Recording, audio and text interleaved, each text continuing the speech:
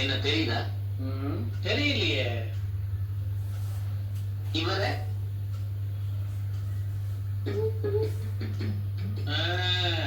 இப்ப ஞாபகத்துக்கு வருது. இவரு 3 மாசத்துக்கு முன்னாடி என்கிட்ட வந்தார். சொல்லுங்க, என்ன பிரச்சனை? ஒண்ணு இல்ல சார், அடுத்த மாசம் எனக்கு கல்யாணம். பொண்ணு விட நான் கலர் கொஞ்சம் கம்மி, அதனால இன்டெரக்டா பொண்ணு வீட்டுல குத்தி பேசுறாங்க. நானும் நல்லா கலராகணும், அதுக்கு உங்க கிட்ட மருந்து மாத்திரை கிடைக்குமா? ஏன் இல்ல? தங்க பாஸ்பா இத 1 மாசம் சாப்பிட ஆரம்பிச்சீங்கன்னு வச்சுக்கோங்க, தக தக தகன்னு தங்கம் மாதிரி ஜொலிக்க ஆரம்பிச்சிருவீங்க. ஆனா விலைதான் கொஞ்சம் ஜாஸ்தி, 1000 ரூபாய். சார், இது எப்படி சார் சாப்பிடுறது? காலையில ஒரு ஸ்பூன், ராத்திரி படுக்க போறதுக்கு முன்னாடி ஒரு ஸ்பூன். ஆனா முக்கியமான ஒரு விஷயம், பல்லுல படாம சாப்பிடணும்.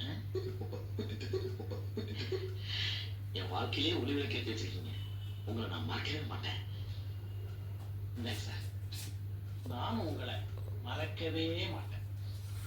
நான் வரேன் சார். வாங்க, இன்னும் 15 நாள்ல பாருங்க, ரோஜா படத்துல பொண்ணு பார்க்க வர அரவிந்த் மாதிரி அழிச்சுன்னு காணாம ஆயிடுவீங்க. சின்ன சின்ன ஆசை தெரியும். இப்ப எப்படி இருக்காரு? கல்யாணமாயி ஹாப்பியா இருக்காரா? எப்படி இருப்பான்? இனிமேல் இந்தியாவில எவனுக்கு பொண்ணு கொடுப்பான்? ஆப்பிரிக்காக்காரன் கொடுத்தாதான் உண்டு. ஏன்? நல்லா பாரியா, அந்த போட்டோல இருக்கிறது நான் தான். மீடியம் கலர்ல இருந்த இப்படி நீக்கிற மாதிரி ஆகிட்டியா? நல்ல வேலை, பல்லுல படாம சாப்பிடுங்க. பல்லுல மாத்திரம் பட்டுன்னு பல்லு தாழ்வுமா ஆயிருக்கும். ஒண்ணும் கவலைப்படாதீங்க. சவப்பா இருக்கிறவன கருப்பாக்கினேன், கருப்பா இருக்கிறவன சவப்பாக்க முடியாதா? அதுக்கும் என்கிட்ட லேக்கியம் இருக்கு, ஆனா அது இன்னும் கொஞ்சம் காஸ்ட்லி. உங்ககிட்ட மறுபடியும் நான் லேகி வாங்கி சாப்பிட்டு எனக்கு வெளுக்குஷ்டம் வந்து என்ன திருத்தரவ பிச்சை எடுக்க சொல்றியா? போட்டனா தொலைச்சிடு தொலைச்சு.